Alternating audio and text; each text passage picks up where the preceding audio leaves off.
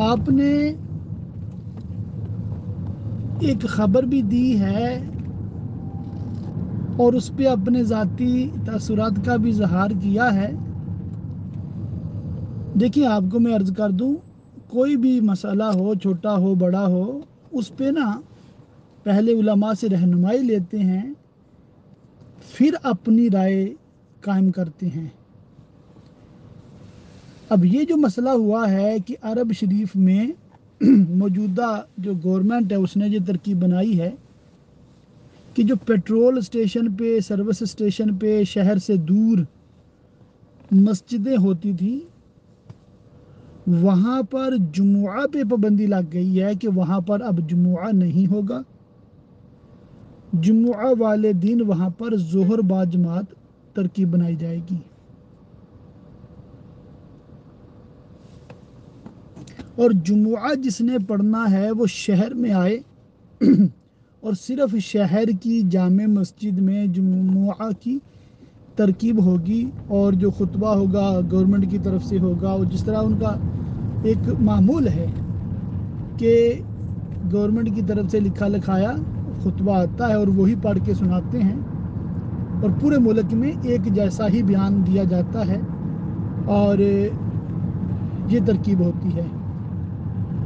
تو آپ نے اس کو قیامت کی نشانی، اور آپ نے اس کو گناہ کبیرہ، اور آپ نے اس کو پتہ نہیں کیا کیا نام دے دیا، حالانکہ یہ 100% شرعی مسئلہ ہے۔ شرعی مسئلہ کیا ہے کہ شہر میں جمعہ ہوتا ہے، شہر کے علاوہ جمعہ نہیں ہوتا۔ ایسے پیٹرول پمپ پہ جماعت کرا رہے ہیں جمعہ کی، دور دراز شہر سے مطلب 1-2 گھر ہیں، وہاں جمعہ کی جماعت ہو رہی ہے۔ یہ طریقہ درست نہیں ہے۔ بات سمجھ آئی آپ کو؟ تو اگر کوئی شہر میں نہیں رہتا، دور رہتا ہے، تو اس کو کس نے کہا بھی شہر جا کے جمعہ پڑھو؟ اس پہ جمعہ واجب ہی نہیں ہے، وہ اپنی زور پڑے اس دن۔ اور اگر اس کے گاؤں میں، اس کے پیٹرول سٹیشن پہ یا جو بھی اس کا سروس سٹیشن ہے، وہاں پر ظہر کی جماعت ہوتی ہے، وہ ظہر جماعت کے ساتھ پڑھے جمعہ والے دن۔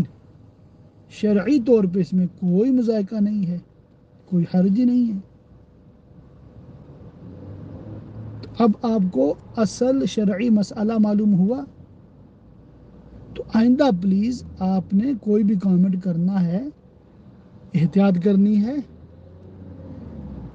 موجودہ گورنمنٹ ہو یا اس سے پہلے کی گورنمنٹ ہو، جو بھی وزیر مشیر، ان کے عقائد کیا ہیں، ان کے اعمال کیا ہیں، میرا ان سے کچھ لینا دینا نہیں ہے، مگر ایک بندہ ہے نا، غلط بندہ ہے، اس کا بھی ہر کام غلط ہو یہ ضروری نہیں ہے۔ مطلب ایک جھوٹا ہے وہ بھی ہر وقت جھوٹ نہیں بولتا۔ بات سمجھ آئی آپ کو؟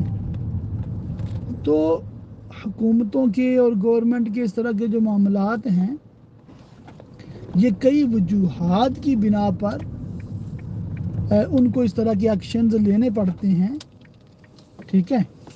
اور ہر ایک کو، پبلک کو، ہر ایک بندے کو وہ ایکسپلینیشن یا وضاحت نہیں بھیجتے، نہیں دیتے، نہیں بتاتے کہ ہم نے یہ کام کیوں کیا، ہم فلاں کام کرنے جا رہے ہیں، ہر ایک کے ساتھ شیئر نہیں کرتے۔